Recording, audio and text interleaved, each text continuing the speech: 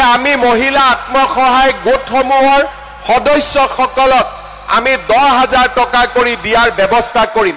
আপোনালোকক জনাবলৈ পাই মই ভাল পাইছো যে অহা পৰহি 1 এপ্ৰিল তাৰিখে আমি বিশ্বনাথ জিলাৰ বিহালীত প্ৰথম আমি 10,000 টকা কৰি 30,000 মহিলাক আমি চেক বিতৰণৰ কাৰ্যসূচীৰ শুভ উদ্বোধন কৰিম।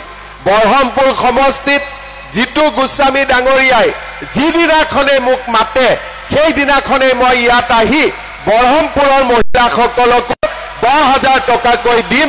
সেই সিদ্ধান্ত মই আজি আপোনালোকক কৈছো। মাত্ৰ জিতু গোস্বামীয়ে মোক মিটিঙত মাতিলেই হ'ল, সিদিনাখনে আপোনালোকক আমি চেক দি থৈ গুচি যাম। কিন্তু 10,000 টকা শেষ নহয়। 10,000 টকা যদি আপোনালোকে ভাল কৰি খৰচ কৰে, অহা বছৰ মই আপোনালোকক আৰু 25,000 টকাকৈ দিম। সেই প্ৰতিশ্ৰুতিও মই আজি আপোনালোকৰ ওচৰত দি থৈ যাব বিচাৰিছো। আমাৰ ৰাজ্যখনত চৰকাৰী চাকৰি আমি 1.5 লাখ দিছো। 2 লাখ ল'ৰা ছোৱালীক আমি ব্যৱসায় কৰিবৰ কাৰণে 2 লাখ টকা কৰি আমি সুদবিহীন আমি টকা দিয়াৰ বাবেও সিদ্ধান্ত লৈছিলো। আজি মুখ্যমন্ত্ৰীৰ আত্মনিৰ্ভৰ অসম আঁচনিৰ জৰিয়তে আমি 2 লাখ ল'ৰা ছোৱালীক 2 লাখ টকাকৈ দিম, যাতে তেওঁলোকে নিজৰ ভৰিৰ ওপৰত নিজে থিয় হৈ ব্যৱসায় বাণিজ্য কৰিব পাৰে। আজি আমাৰ ৰাজ্যখনৰ 25,000 নামঘৰত আমি 3 লাখকৈ টকা দিয়াৰ কাম হাতত লৈছো। আজিয়ে সমগ্ৰ অসমতে বহুকেইটা নামঘৰে চেক পাইছে।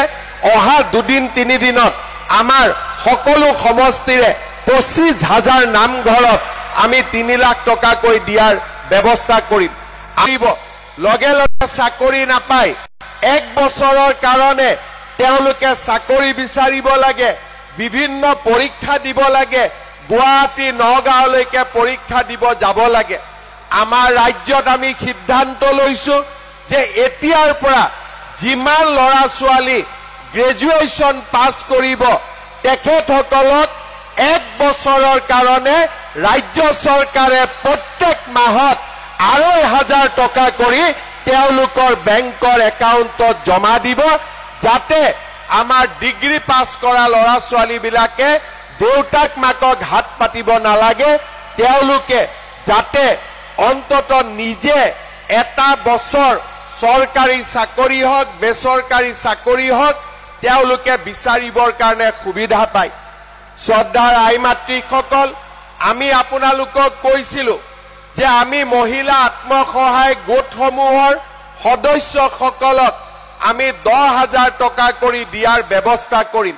আপোনালোকক জনাবলৈ পাই মই ভাল পাইছো যে অহা পৰহি 1 এপ্ৰিল তাৰিখে আমি বিশ্বনাথ জিলাৰ বিহালীত প্ৰথম আমি 10,000 টকা কৰি 30,000 মহিলাক আমি চেক বিতৰণৰ কাৰ্যসূচীৰ শুভ উদ্বোধন কৰিম।